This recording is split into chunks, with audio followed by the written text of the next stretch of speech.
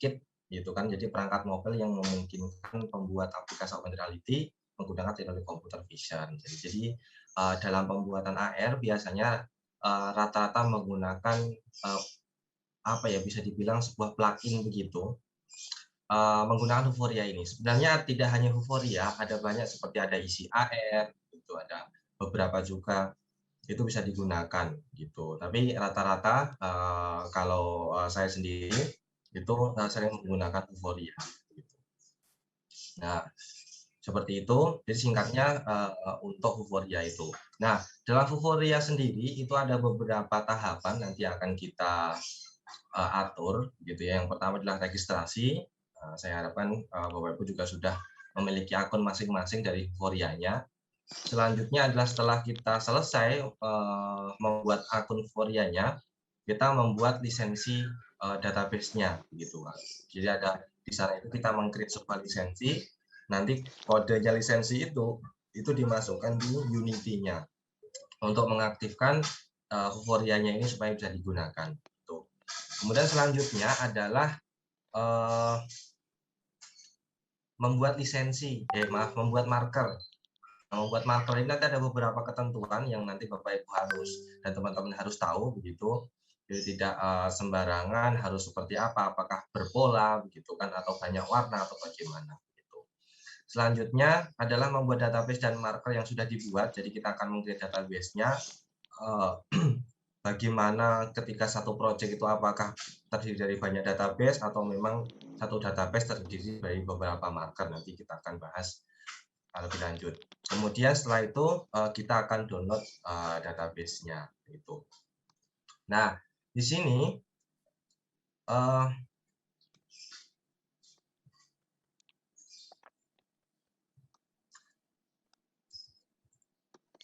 nah, marker target ini bahasa dasarnya ini saya contohkan ya kan. Yang pertama ini ada menggunakan marker begitu ya. Kemudian yang kedua itu sama-sama modelnya seperti marker tapi dia agak sedikit berpola gitu.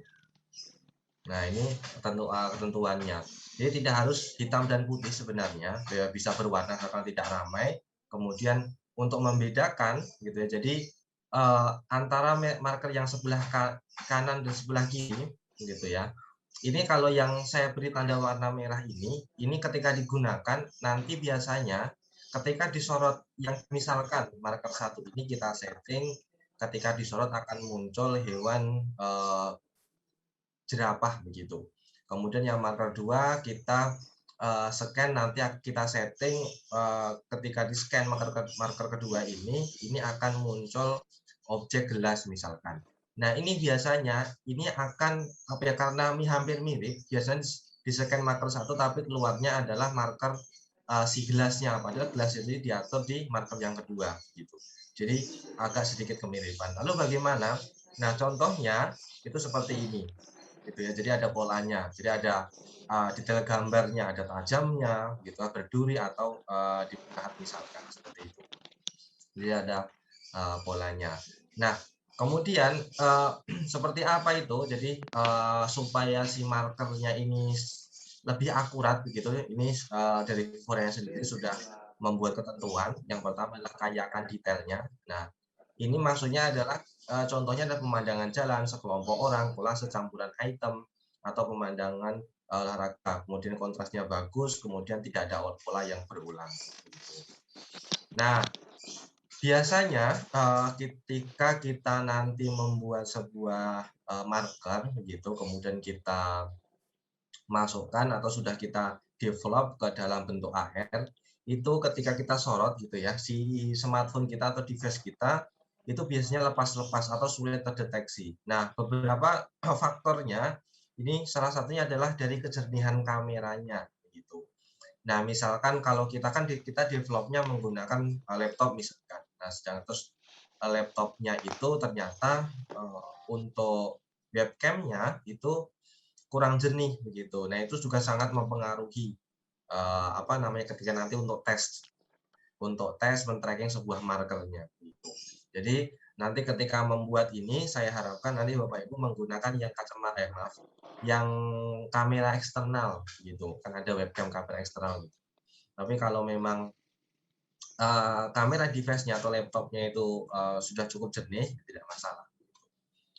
Begitu juga kalau untuk yang smartphone kan tidak masalah, rata-rata kan hampir di atas 8 megapiksel sekarang kan ya kamera belakang, bahkan ada yang sampai belasan megapiksel gitu. Itu lebih dari cukup.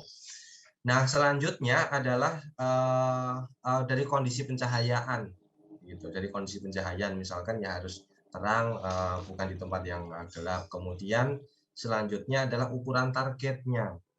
Secara fisik, ukuran target minimal lebar adalah 5 inci atau 20 cm. Jadi ini sekitar paling besar itu ketika dibuat marker itu 1 A4 gitu ya. 5 inci atau ukuran untuk A4 itu kan 21 cm. Nah, kemudian jarak kamera target begitu. Jadi menyesuaikan.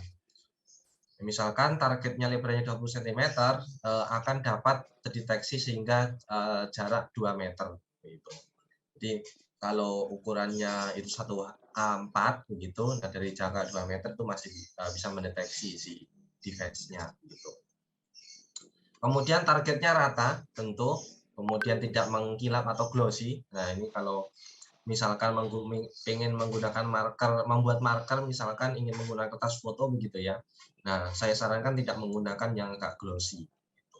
Jadi yang kertas-kertas apa namanya ya, yang warna-warna dop aja yang tidak begitu mengkilap. Gitu. Kemudian sudut pandangnya, ya kan? Jadi tidak terlalu samping juga. Gitu. Jadi pas apa namanya untuk bisa men-tracking si kameranya. Kemudian untuk atribut target gambar ideal ini sama seperti yang atas tadi, hanya tambahan untuk formatnya ini adalah PNG dan JPEG 8 atau 24 bit gitu. Nah, ini tidak perlu dipermasalahkan, yang penting nanti bisa diupload ke Vuforia-nya, berarti bisa digunakan. Jadi tidak perlu dipikirkan 8 atau 24 bit. Nah, kemudian untuk fitur yang tadi sempat saya bilang, jadi di sini ada 3 ilustrasi. Yang pertama adalah kotak. Nah, kotak ini kalau AI-nya si Vuforia itu mendeteksi bahwasanya si kotak ini memiliki 4 fitur gitu ya. Jadi yang ada warna plus kuningnya begitu. Kemudian ketika sebuah lingkaran di tracking atau dideteksi oleh si Vuforia-nya, itu dia tidak memiliki detail begitu. Nah, kemudian yang nomor 3 itu dia hanya memiliki 2 gitu. Jadi intinya adalah diharapkan ketika membuat marker itu memiliki sudut gitu, sudut. Selanjutnya ini ada 2 ilustrasi. Yang pertama adalah gambar apa namanya ya, superhero gitu. Kemudian yang kedua adalah dedaunan begitu. Nah, di Vuforia sendiri itu ada peringkat begitu. Jadi marker itu ada peringkatnya ketika kita upload dijadikan sebuah database.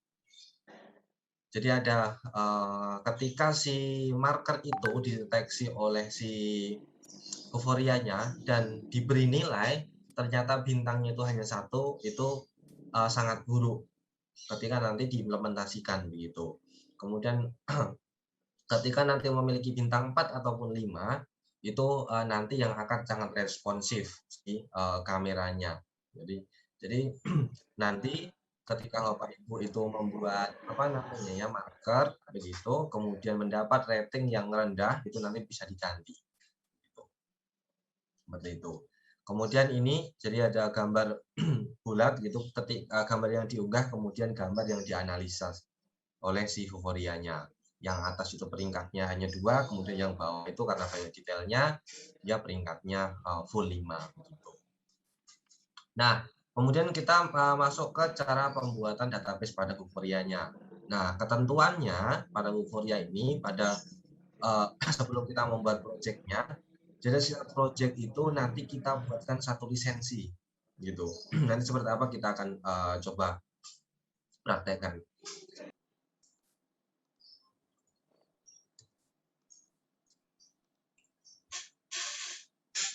Baik, saya lanjutkan dari yang cara pembuatan database dan Vuforia-nya ya.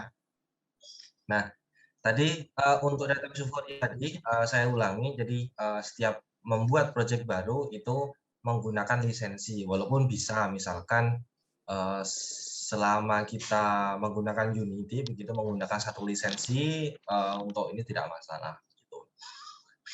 Tapi saya sarankan satu project untuk satu lisensi, gitu. Karena untuk saat ini belum masih bisa sampai beberapa kali kita membuat lisensi.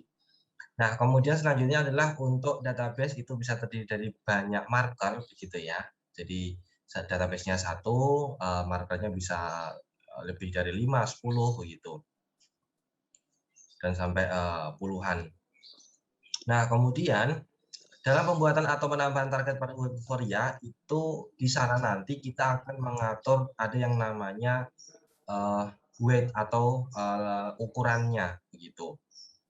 Nah, untuk ukurannya itu saya sarankan lebih dari 5, kurang dari 5, tidak lebih dari 5. Jadi misalkan ada 3, 4 ataupun 5 begitu ya. Nah, saya sarankan untuk nilai segitu. Kemudian setiap marker yang ditambahkan itu minimal memiliki rating 4 gitu. Seperti yang di awal tadi saya sampaikan bahwasannya semakin kecil bintang yang diberikan oleh si euforianya berarti nanti akan mempengaruhi si tracking markernya gitu. Nah, ini yang nanti Bapak Ibu bisa baca lagi dan juga terapkan ketika pembuatan database. Lalu bagaimana caranya? Yang pertama adalah Bapak Ibu nanti akan registrasi dulu gitu ya, kemudian nanti bentuk lisensi seperti ini. Nah, nanti saya akan share untuk materinya misalkan tutorial by text-nya gitu. Jadi seperti ini. Nah, saya akan praktekkan langsung cara untuk membuat database-nya gitu, lisensi dan juga database-nya.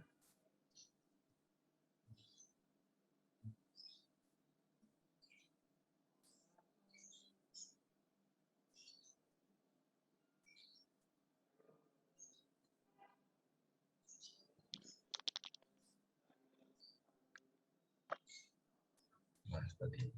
Nah, ini untuk tampilan dari euforianya. Mungkin Bapak Ibu ketika registrasi sudah melihat begitu ya.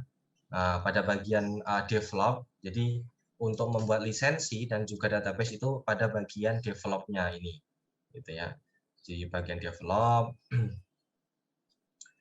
Nah, kemudian di sini ada dua, ada lisensi manager, ada target manager. Target manager ini adalah database-nya, lisensi ini adalah kode uniknya, begitu. Nah, saya bisa di sini menggunakan sudah banyak sekali yang sudah saya buat untuk database lisensinya ini dari tahun 2016, gitu ya. Saya menggunakan ini.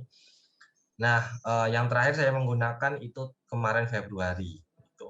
Nah, nanti untuk cara pembuatannya adalah kita tinggal get develop key ini.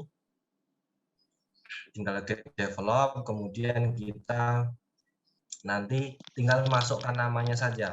Setelah kita masukkan namanya, kemudian misalkan ini KKSI ya 2021. Saya centang di sini konfirmasi.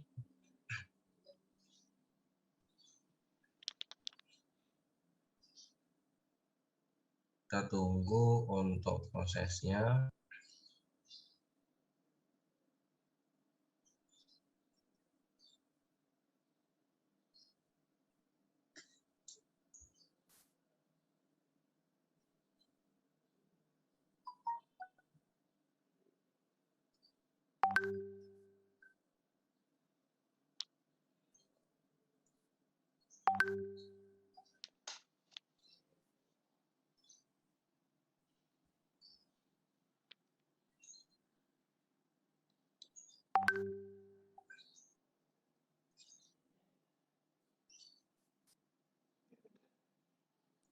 Cukup lama untuk prosesnya, internet saya.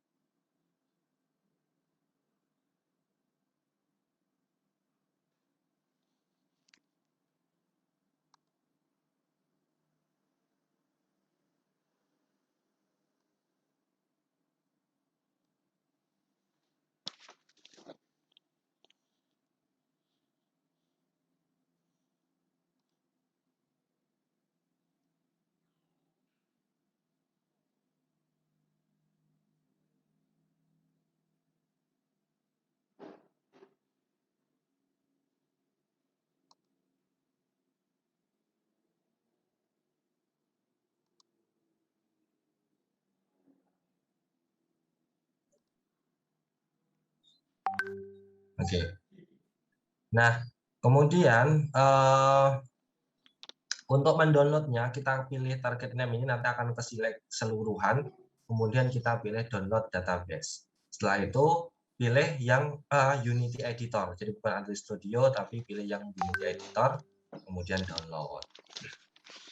Nah, seperti itu untuk stepnya. Nanti ada by text-nya untuk tutorialnya, nanti Bapak Ibu bisa lihat, nanti saya share untuk materinya. Gitu. Nah, ketika terdownload dia akan dalam bentuk package gitu ya. Jadi kkxi.package nanti untuk ekstensinya ya. Nah, ini kkxi.unity package. Nah, ini nanti kita upload ke Vuforia-nya gitu. Oke. Selanjutnya itu untuk apa namanya, untuk Vuforia, ya, Vuforia dan juga bagaimana cara membuat marker yang ideal gitu. Nah, selanjutnya kita akan membahas tentang UI, tentang user interface-nya. Oke, yang pertama user interface ini sebuah tampilan. Jadi user interface ini menjadi daya tarik sendiri pada sebuah aplikasi gitu ya. Kenapa? Karena dari menurut pengalaman gitu ya, dan aplikasi yang sudah ada itu kan memang tampilan sangat bagus sekali, entah itu ada animasinya begitu ya, kemudian menarik sekali untuk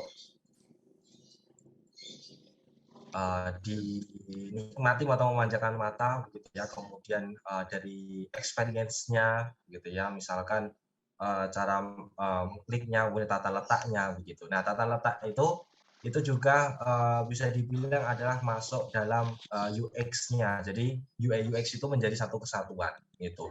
Misalkan seperti ini, misalkan membuat tombol close begitu ya, untuk tombol exit. Nah, tombol exit itu kan rata-rata gitu kan kita melihatnya itu pada di pojok kanan atas biasanya gitu.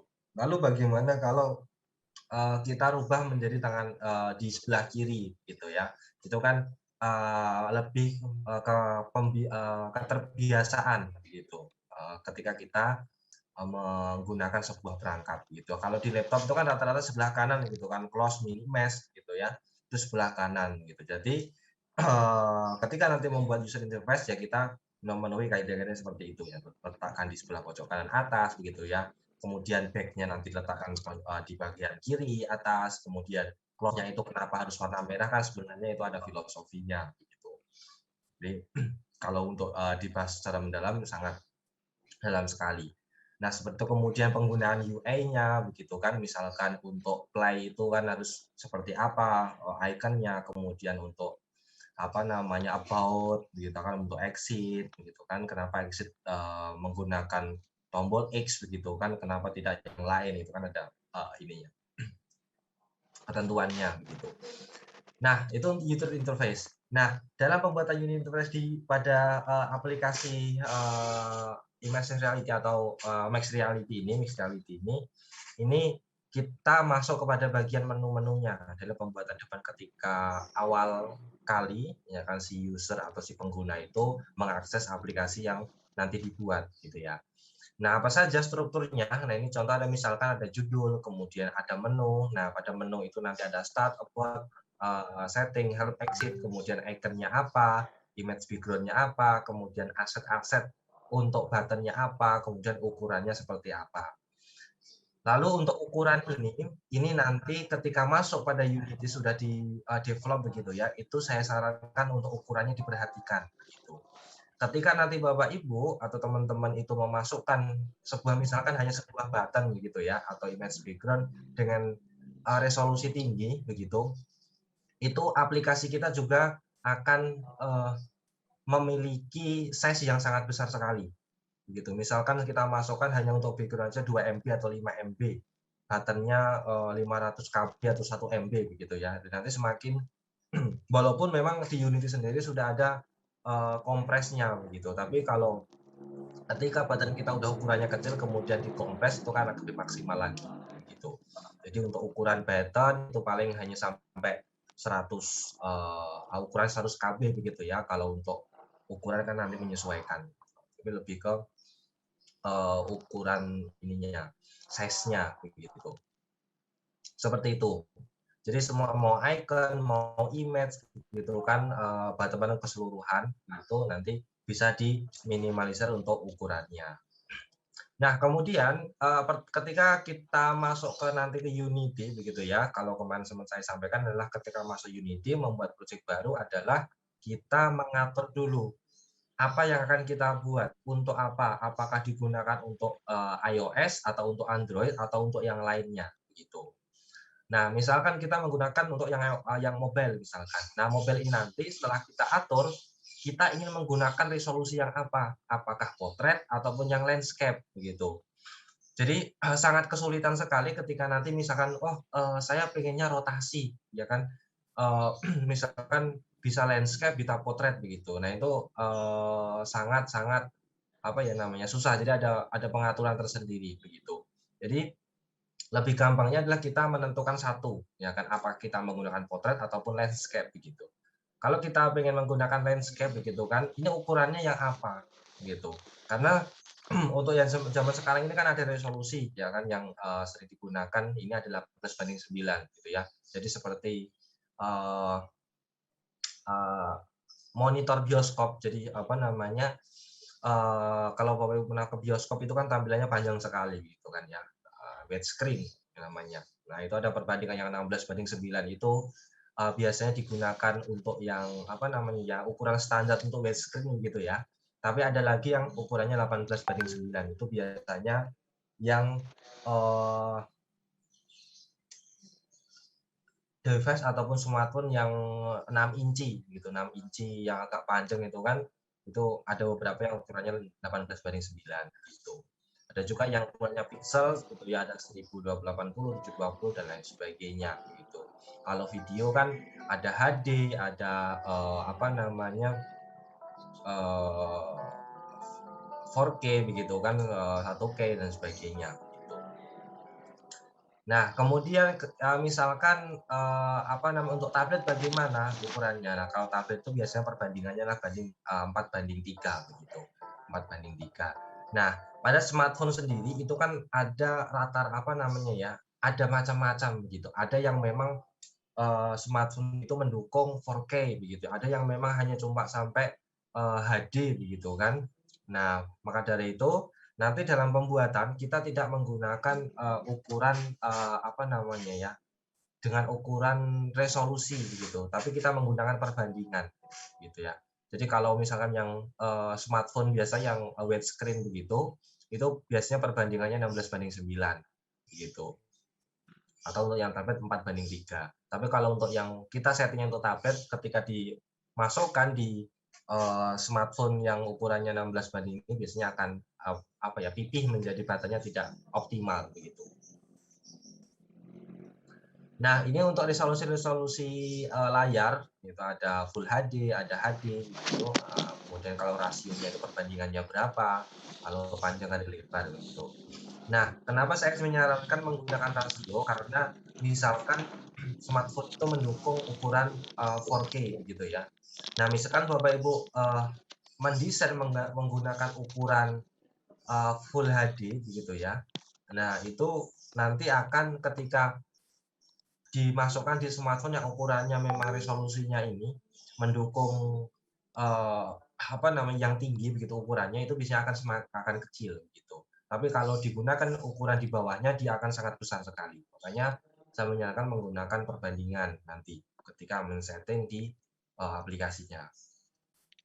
Nah, ini untuk beberapa contoh yang sudah saya buat gitu ya. Ini adalah tampilan menu-menu gitu kan. Ini contohnya untuk augmented reality, ada menu, kemudian ada mulai, tentang, keluar, gitu kan, dan lain sebagainya. Dan ini ada beberapa tipe, ada yang memang untuk potret ataupun untuk landscape gitu.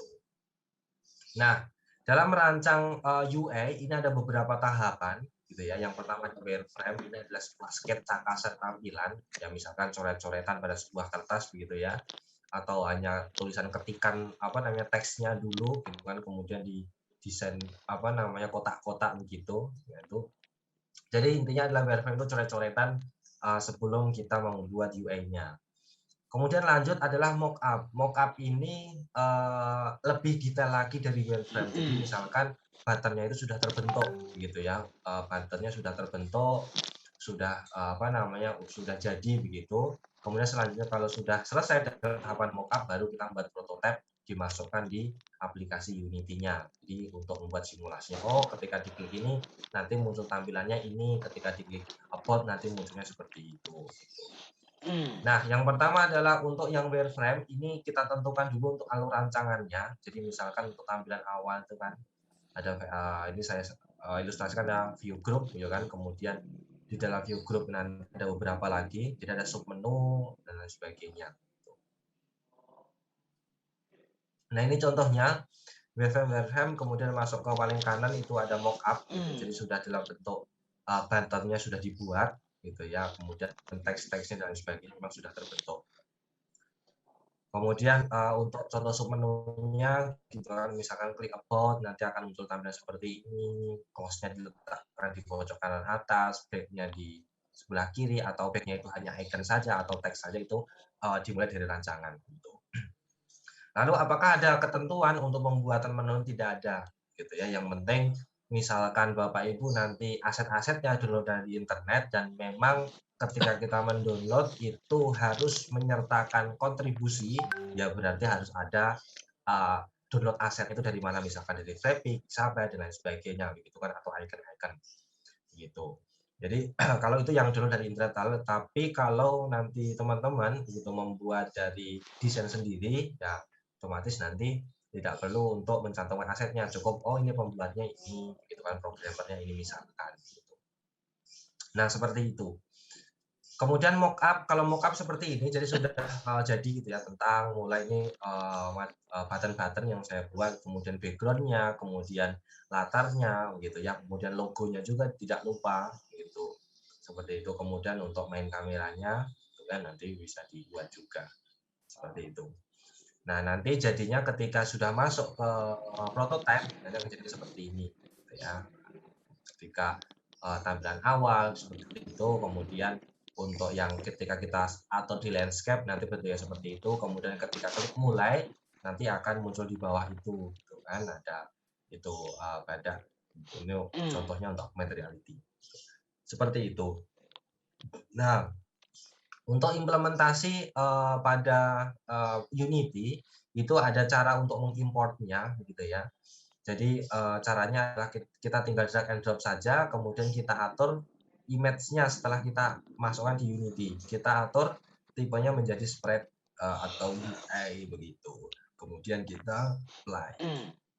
Oke, saya akan uji coba untuk yang UI-nya. Itu saya sudah memiliki beberapa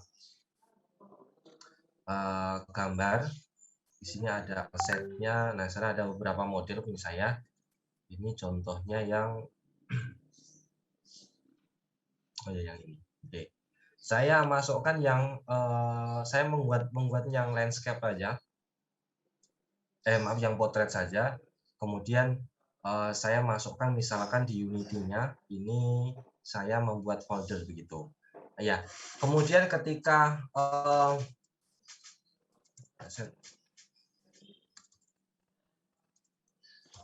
nanti Bapak Ibu atau teman-teman untuk ketika mendevelop di Unity-nya ini, jangan lupa untuk dokumentasinya jelas. Maksudnya bagaimana? Misalkan folder-foldernya begitu kan, mana untuk menu aset, kemudian scene, mana script begitu ya. Itu nanti diperhatikan.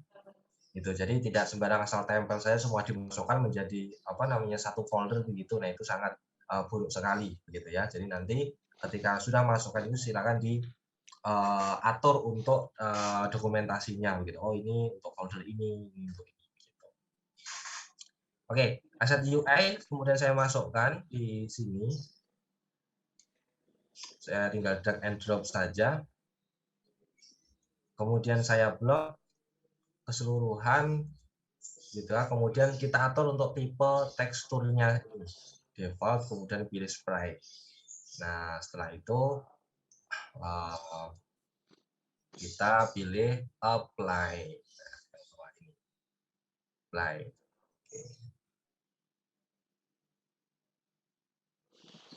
Nah, nanti akan memiliki tampilan yang berbeda. Ketika kita ini image ini sudah jadi sprite untuk UI. Nah, kemudian untuk di Unity-nya gitu ya, kita akan atur dulu. Jadi kan di scene, jadi ada Windows scene, Windows game yang kemarin sempat saya jelaskan gitu ya. Ini kita mengaturnya di scene game, di Windows game, mohon maaf. Ini kita atur apakah portrait ataupun landscape gitu ya, atau berapa. Nah, untuk menambahkan klik di sini.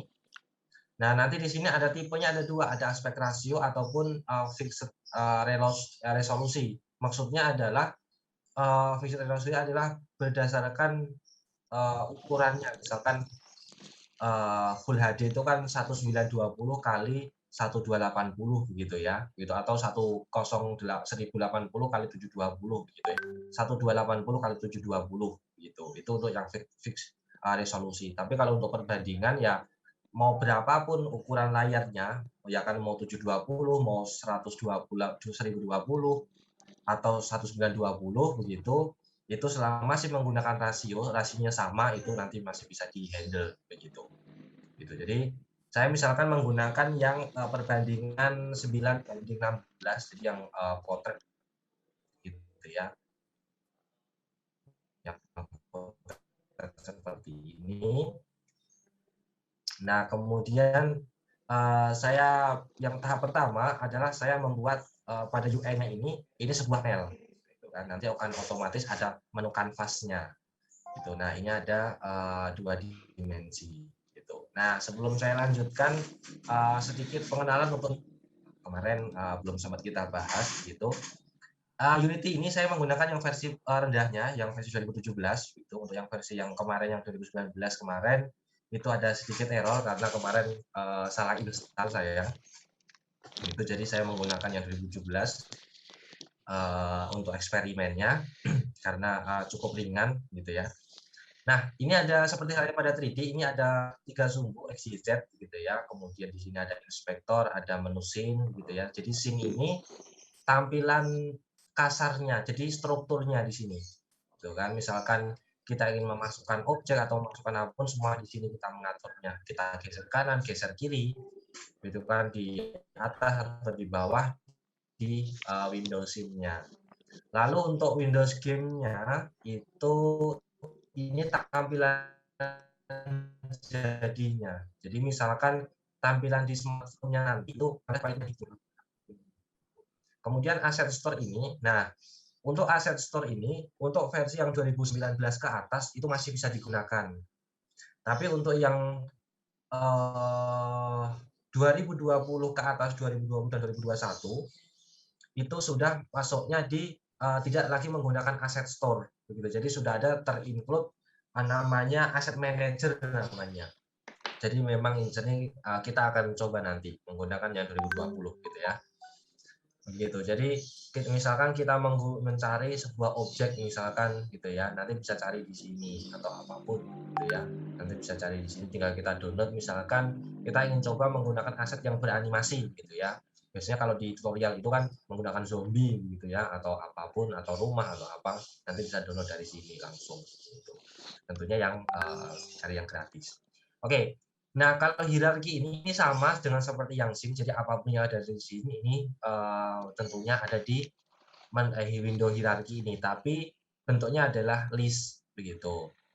Bentuknya ada list dan di dalam hierarki ini nanti ada yang namanya child gitu ya. Jadi kalau saya perumpamaan itu ada ibu dan anaknya gitu ya. Nah, kalau di sini itu kan ada kanvas. Nah, kanvasnya itu adalah ibunya gitu kan. Kemudian panel itu ada child-nya atau anaknya. Kemudian ketika nanti ada subnya lagi ya berarti ada si cucunya begitu kan. Jadi ada menu, ada sub, kalau menu itu kan menu, sub menu begitu kan. Seperti itu. Jadi ada nah child ini nanti sangat berpengaruh pada Unity begitu. Oke. Nah, jadi tadi sebelum saya tambahkan tadi kan ada dua kita default-nya, ada tiga, ada dua main kamera sama directional light. Kamera ini yang maksudnya ya kamera game-nya, ya. Directional light ini jadi untuk pencahayaannya. Lalu kalau saya matikan bagaimana? Jadi matikan ya gelap gitu ya. Kalau ruang nggak ada lampunya kan gelap. Nah, seperti itu. Jadi memang apa namanya dia real time. Gitu. Jadi benar-benar nyata. Oke. Seperti itu, kemudian kanvas, kemudian saya buat di sini ada tampilan 2 dimensi, ya. Tinggal saya masukkan untuk background-nya di sini. Kemudian untuk color-nya saya full seperti ini, putih, supaya terlihat, gitu ya. Nah, oke. Untuk background-nya udah jadi seperti ini. Bapak Ibu ya, sudah jadi, tinggal kita masukkan button-buttonnya, gitu. Lalu bagaimana memasukkan buttonnya? Cara memasukkan melalui Windows hierarki di sini. Misalkan UI, kemudian kita tambahkan button, gitu ya. Nah, kita tambahkan button, kemudian kita tambahkan button lagi. Nah tentunya buttonnya ini harus jadi child dari si kanvasnya, gitu ya. Tidak boleh di luar dari si kanvasnya ini, gitu. Nah, kalau nanti teman-teman itu mengaturnya seperti ini, begitu ya. Jadi langsung dimasukkan ini, itu nanti tampilannya akan berubah-berubah. Misalkan seperti ini, gitu kan. Saya Windows Game seperti ini. Ketika saya rubah, ya kan, jadi misalkan perbandingannya 16:10 atau 9:16. Nah, jadinya seperti ini. Jadi tidak responsif. Atau yang 5:4 atau yang 5:3 gitu ya. Gitu. Di background pun juga sama, gitu kan dia harus apa namanya kita harus atur berapa perbandingannya. Katanya seperti itu jadinya. Saya kembalikan seperti ini. Nah, kalau seperti ini itu nanti ketika kurang responsif, lalu untuk supaya responsif bagaimana? Itu pada bagian kanvasnya itu kita tambahkan create empathy di sini. Kemudian kita tambahkan komponen gitu ya. Nah, kalau kemarin di pertemuan di yang kedua itu kemarin saya sempat membahas adalah setiap objek itu kita bisa tambahkan apa namanya ya komponen gitu ya. Jadi perilaku pada objeknya. Jadi semua yang ada di hierarki ini adalah game object namanya. Jadi di unit ini namanya adalah game object. Begitu misalkan kayak untuk button gitu kan ada objek. Kenapa ada game object ya? Karena memang Unity ini kan untuk game gitu ya, untuk develop game makanya dibuat game object gitu. Nah, kemudian objek kita tambahkan ada yang namanya fitur vertical layout, gitu ya. Ada vertical layout, dan kemudian nanti buttonnya kita masukkan di overgame ini. Kita bisa rename juga. Tuh. Nah, jadinya akan seperti ini.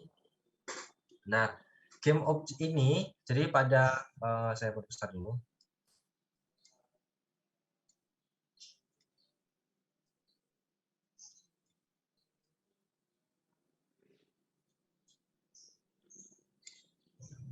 Nah, pada ini, pada game objeknya ini kan ada titik apa ya, ancor namanya ini. Terlihat tidak Ibu ya? Gitu. Nanti kalau tidak dilihat nanti bisa lihat di materinya, gitu ya. Jadi pada bagian ancor ini kita atur, misalkan apa namanya, misalkan 4 seperti ini 2, ya. Nah, setelah itu adalah setiap buttonnya dibuat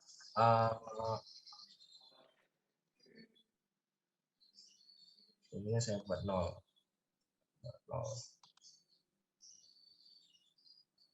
Kemudian kita atur ini weight-nya. Nah, nanti dia akan otomatis responsif. Tuh, misalkan ini saya buat landscape begitu ya. Dia akan menyesuaikan buttonnya. Gitu. Nah, jadi misalkan spasi, gitu kan, spasi ada misalkan 5, nah dia akan misalkan 10, nah, dia akan mengatur otomatis gitu ya. Jadi ketika membuat UI itu strukturnya adalah ada kanvas, kemudian nanti ada sebuah apa yang namanya wadah untuk button-buttonnya supaya buttonnya itu lebih responsif. Ya, misalkan button ini saya tambahkan lagi UI button. Nah, dia akan otomatis seperti ini. Kita atur untuk middle center. Oke. Nah, kita akan tambahkan, dia akan otomatis menyesuaikan. Saya tambahkan lagi misalkan UI-nya button, kita atur di sini. Nah, dia akan menyesuaikan sendiri, gitu ya. Nah, tapi jangan lupa untuk mengatur ancornya ini. Ancor dari si game object atau kita kasih nama adalah grup button. Begitu si grupnya ini ancor. Jadi seperti itu untuk pembuatan UI sederhananya. Nah, nanti untuk lebih jelasnya nanti bisa banyak sekali tutorial di internet, nanti bisa dicari untuk pengaturan pembuatan UI-nya supaya lebih responsif begitu. Nah, kemudian yang tidak kalah penting adalah seperti halnya di awal ketika kita membuat project itu ada file, kemudian ada menu setting, ini kita atur dulu untuk Android-nya gitu ya. Jadi ini ada macOS, kita ingin membuatnya kita ingin develop untuk device apa, misalkan Android. Nah, berarti kita pilih suite platform di sini. Suite platform, dan nanti akan otomatis apa namanya ya, semua kebutuhan untuk membuat aplikasi berbasis Android nanti akan ini menyesuaikan gitu. Kemudian pada player setting di sini gitu ya. Jadi ada player setting, di sini ada icon, kemudian ada company, nah nanti bisa dirubah kemudian ikonnya apa. Kemudian saya lebih fokus ke resolusinya gitu ya. Jadi resolusi presentasinya. Nah, di sini yang perlu kita baik. Untuk yang UI tadi seperti itu Bapak Ibu sekalian, nanti bisa dicoba gitu ya. Yang terakhir tadi adalah kita atur apakah kita untuk portrait, landscape gitu ya, apakah bisa rotasi misalkan kan kalau kita putar itu kan ada yang kita bolak-balik begitu ya. Nah, seperti itu. Nah, itu yang terakhir seperti itu. Nah, itu mungkin untuk materi pada siang kali ini Bapak Ibu sekalian, kita langsung buka untuk sesi tanya jawab mengenai UI dan juga euforianya. Silakan seperti itu Pak Yuda, dipandu untuk pesertanya bisa bertanya. Oke, baik. Baik, Pak. Terima kasih dan mohon maaf sebelumnya untuk for close di Zoom. Nggak tahu saya juga ini hari ini baru ada kendala, ada pop up 40 menit ya. Biasanya nggak ada. Mungkin di teknis ini, dan mungkin untuk Pertanyaan saya buka ya. Untuk pertanyaan saya buka dan tadi dijelaskan oleh Pak Doni mengenai teknis UI UX mulai dari konsep dan teknis di aplikasi di Unity. Silakan saya buka untuk pertanyaannya ya.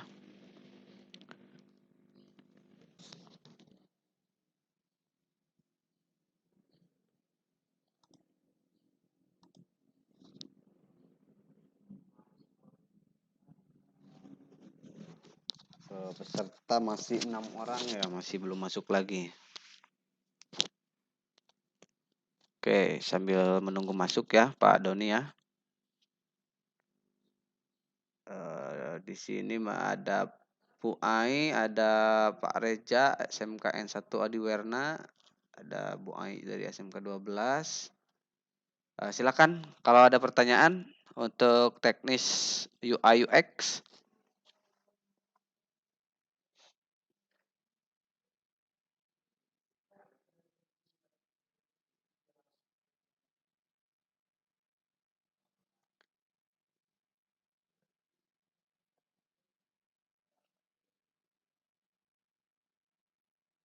Oke, baik, sambil menunggu pertanyaan mungkin Pak Doni diskusi sedikit mengenai apa UI UX. Kalau di multimedia kan itu sudah ada ya untuk metode perancangan aplikasi dimulai dari konsep, desain, kemudian pengumpulan bahan, pembuatan, dan testing seperti itu. Dan itu mungkin berlaku juga untuk ini ya, karena basicnya sama membuat aplikasi. Ya, basicnya sama. Jadi membuat konsep dulu biasanya judulnya apa, apa kegunaan aplikasinya untuk siapa. Nah, itu mungkin juga berlaku ya, Pak ya. Ya. Mungkin Pak Doni ada rekomendasi untuk apa? Kadang-kadang kan kalau skate UI UX itu mungkin bebas-bebas aja mungkin ya. Yang penting itu adalah tanda mungkin gambaran aplikasi nanti yang akan dibuat, mau dicoret-coret di kertas kosong kayak atau mau dibuat di Word atau di aplikasi lain mungkin sah-sah aja ya Pak ya. Iya, Pak, itu terserah. Saya juga sebenarnya ada untuk lembar kerjanya untuk Oh enak. membuat UX-nya nanti bisa menggunakan ini di print untuk dijadikan kerangka dari apa namanya proyek teman-teman begitu. Nah, jadi ini alur rancangannya dibuat dulu seperti apa, kemudian nanti wireframe-nya nanti bisa di-print, kemudian dicoret-coret gitu ya. Kemudian asetnya nanti langsung dikumpulkan semua, kemudian untuk ketika dimasukkan menjadi mock-up nanti akan seperti apa. Ini nanti juga akan saya share seperti apa. Kemudian untuk aplikasi kami tidak membatasi, silakan menggunakan Inkscape yang gratis, Illustrator, ataupun CorelDRAW ataupun apapun bisa asalkan apa namanya jadi untuk UI-nya begitu. Baik, baik. Sudah lengkap juga ya, udah ada apa? Lembar kerja. Kalau udah lembar kerja itu sudah jelas ya, Pak ya. Oke, mungkin yang lain yang mau open mic untuk memberikan eh atau mengajukan pertanyaan, silakan. Saya buka.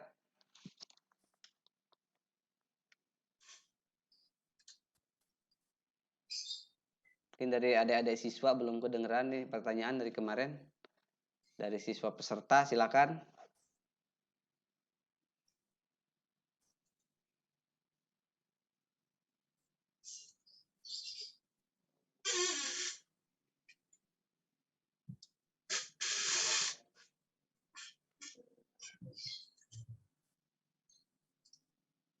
Silakan kita diskusi saja di sini santai saja mungkin ya Pak ya, Pak Doni ya. Ya, Pak. Kita santai saja, kita diskusi mengenai UI dan UX ya, user interface dan user experience mungkin ya Pak ya. Jadi untuk tampilan-tampilan daripada aplikasi yang nanti akan coba peserta buat seperti itu.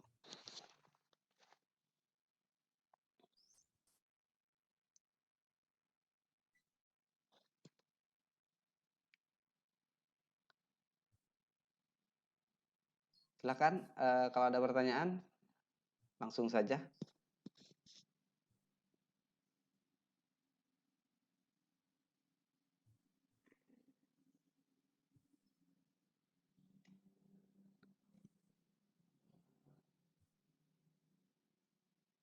Oke, sambil menunggu lagi mungkin ada tambahan Pak Doni.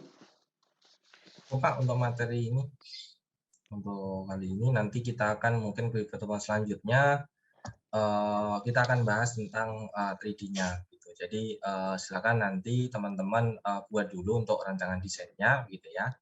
Nah, nanti Baik, mungkin baik, kalau baik. ada waktu juga kita bisa sharing juga seperti apa gitu. Nanti kita lanjut materi selanjutnya di pertemuan berikutnya saja gitu. Oke, baik. Kita Jadi fokus untuk 3D-nya nanti ada beberapa mungkin nanti kita akan lebih ke cara mengekspor untuk mentekstur begitu ya. Kemudian kalau untuk 3D nanti mungkin ada beberapa basic saja yang nanti akan saya masukkan dalam materi kita, misalkan kayak animasi sederhana gitu kan. Kemudian kalau nanti cukup nanti kita masuk ke rigging gitu ya, tapi kemungkinan tidak cukup. Jadi nanti bisa Bapak Ibu apa teman-teman nanti cari di internet gitu ya, seperti apa teknik untuk rigging begitu. Jadi menggerakkan sebuah human gitu ya. Jadi misalkan sebuah objek yang bernyawa gitu ya. Jadi misalkan orang begitu ya, bagaimana menggerakkan gitu kan. Kemudian kalau di Blender itu ada namanya bound gitu, kayaknya sama hampir semua untuk di produk aplikasi pembuat 3D-nya, terutama untuk yang mendukung animasi gitu. Baik seperti itu Pak untuk dari saya.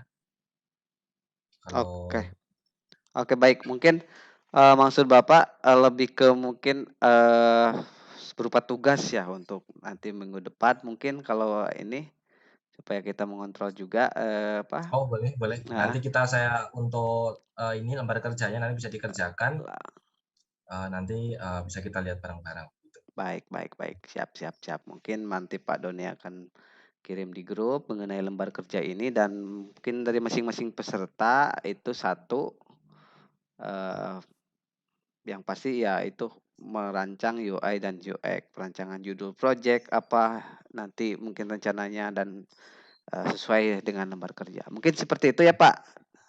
Ya siap siap Pak. Baik. Baik mungkin untuk hari ini saya rasa cukup sekian untuk pertemuan kelas daring UI, dengan tema dengan materi UI UX dari Pak Doni. Oke, tak lama-lama mungkin untuk hari ini cukup sekian. Saya ucapkan terima kasih kepada semua peserta yang sudah telah hadir, kepada pemateri juga Pak Doni. Terima kasih sudah hadir dan mohon maaf tadi mungkin ada kesalahan teknis daripada ini. Mudah-mudahan tidak mengurangi semangat kita untuk terus eh, ikut di kelas ini. Oke, mungkin gitu saja, Pak. Acara hari ini pertemuan ketiga selesai dengan ucapkan hamdalah. Alhamdulillahirabbil alamin. Oke, baik. Terima kasih Pak Doni. Silahkan boleh Sama-sama Pak. live. Terima kasih. Ya.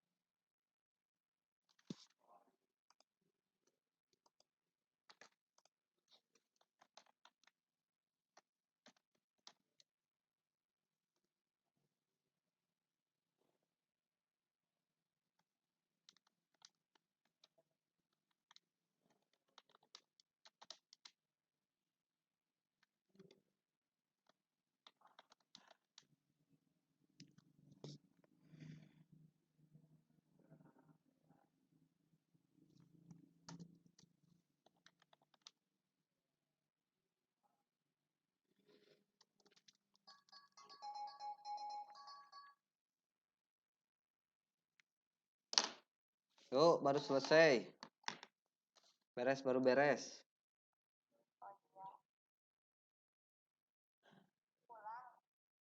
Iyalah. Kayak apa sana si mama tadi teh?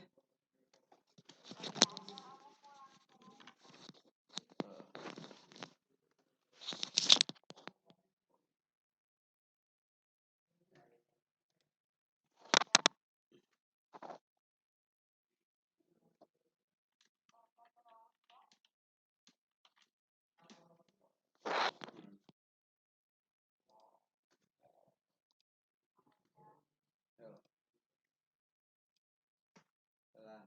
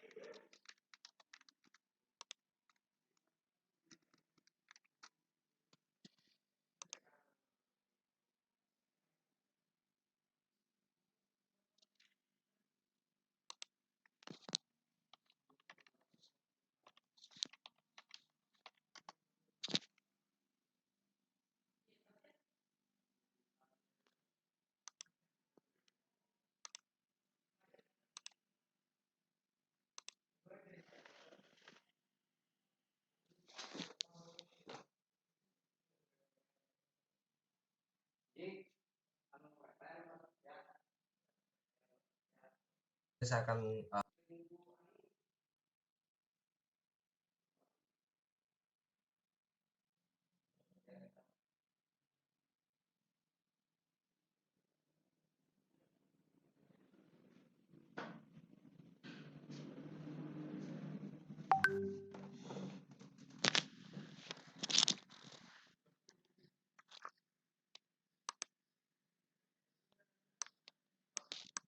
jangan terus laptopnya itu ternyata untuk webcamnya